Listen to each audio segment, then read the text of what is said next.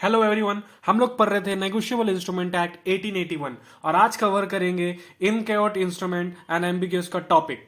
अब इन दो टॉपिक को समझने के लिए आपको पुराने मेरे वीडियोस देखने होंगे। क्यों? क्योंकि इनको समझने के लिए आपको एक टॉपिक है holder of cheque and holder in due course, वो जानना जरूरी है। So please watch them.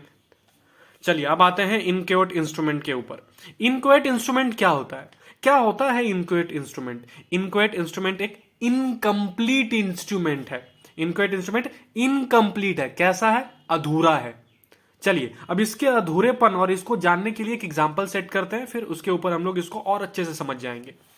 दो आदमी है, Shubham and Rana. Rana is a builder. Shubham and Rana. Rana is a builder. Rana Shubham के लिए घर बना रहा। राणा क्या कर रहा है? शुभम के लिए घर बना रहा। तो राणा शुभम को सर्विस प्रोवाइड कर रहा है, प्रोवाइडिंग सर्विस। राणा शुभम को सर्विस प्रोवाइड कर रहा है। अब इस सर्विस के बदले शुभम को कुछ देना होगा।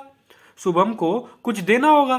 तो राणा ने बिल ऑफ एक्सचेंज बीओई भेजा। शुभम ने उसको एक्सेप्ट किया और रिटर्न किया। एक्सेप्ट कैसे करते हैं? बिल ऑफ एक्सचेंज अपना सिग्नेचर मार के शुभम ने साइन किया और उसको राणा को रिटर्न कर दिया। BOE, bill of exchange.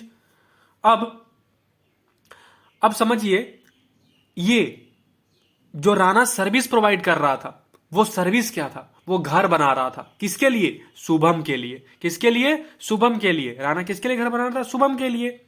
अब जब घर बना नहीं था, अभी बना ही रहा था, तो शुभम, जो राणा ने शुभम को जो बीओई दिया वो अनसर्टेन था, अमाउंट फिक्स नहीं था। क्यों?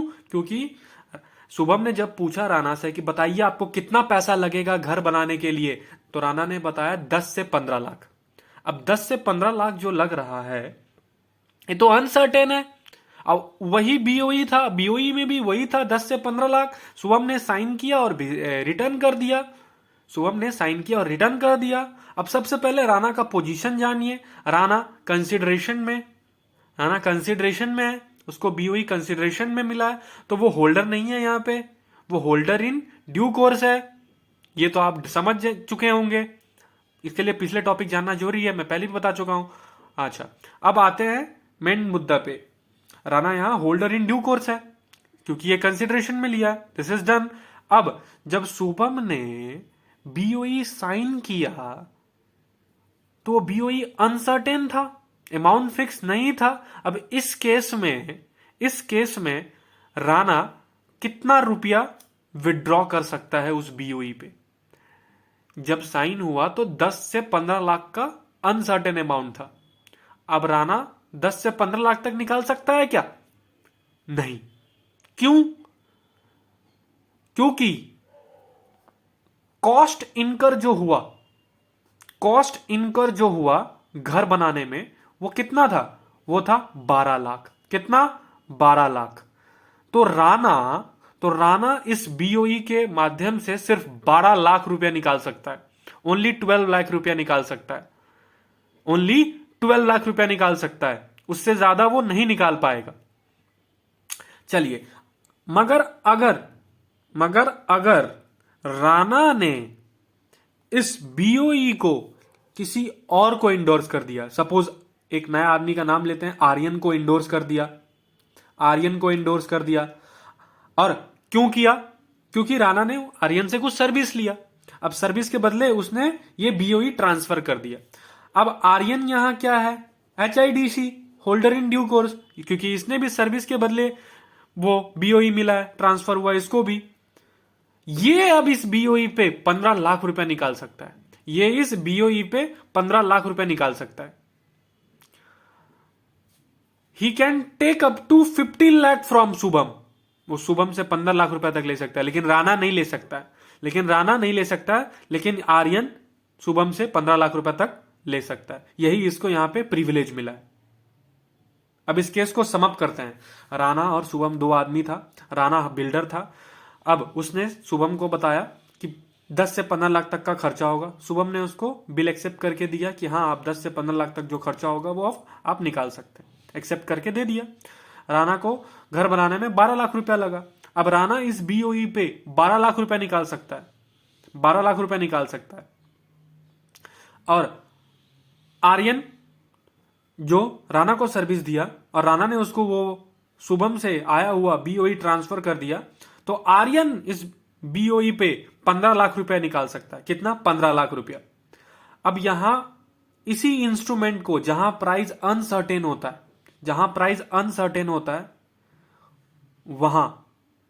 वहां पे इसे इनक्वेट इंस्ट्रूमेंट बोलते हैं। इसलिए तो इनकम्प्लीट है ये, क्योंकि प्राइस हमारा फिक्स होना चाहिए, ये हम पहले पढ़ चुके हैं। और फिक्स नहीं है तो क्या है? वो इनक्वेट इंस्ट्रूमेंट है। वो क्या है? इनक्वेट इंस्ट्रूमेंट। ये समझ में आया?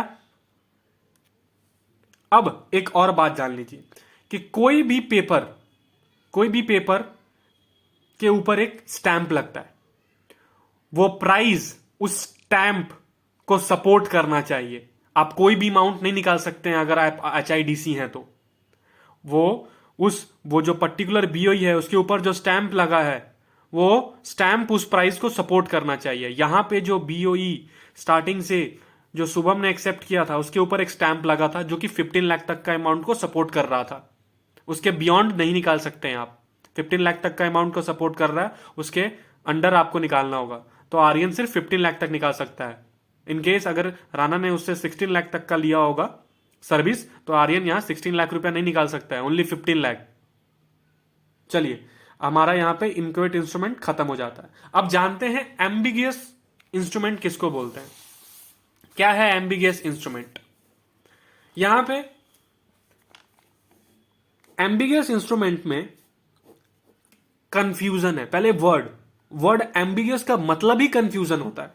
वर्ड एम्बिगियस का मतलब ही कंफ्यूजन होता है, कंफ्यूजिंग है। अब क्या कंफ्यूजिंग है? समझ में नहीं आता है कि क्या ये प्रॉमिसरी नोट है या बिल्स ऑफ एक्सचेंज है।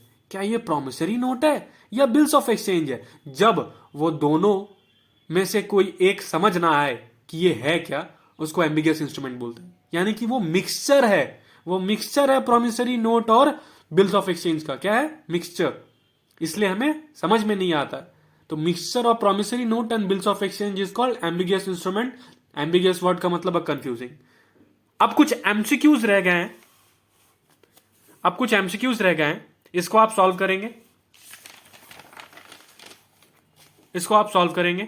अब इसको सॉल्व करने के लिए आपको मेरा टेलीग्राम चैनल पे जाके इसके हैंड रिटन नोट्स लेने होंगे और नेगोशिएबल इंस्ट्रूमेंट के आपको चैप्टर वाइज नोट्स भी मिल जाएंगे। उसके लिए आपको डिस्क्रिप्शन लिंक में उसका लिंक मिल जाएगा। प्लीज़ वहां जाके नोट्स को ले लीजिए। Thank you. आज के लिए इतना ही। धन्यवाद।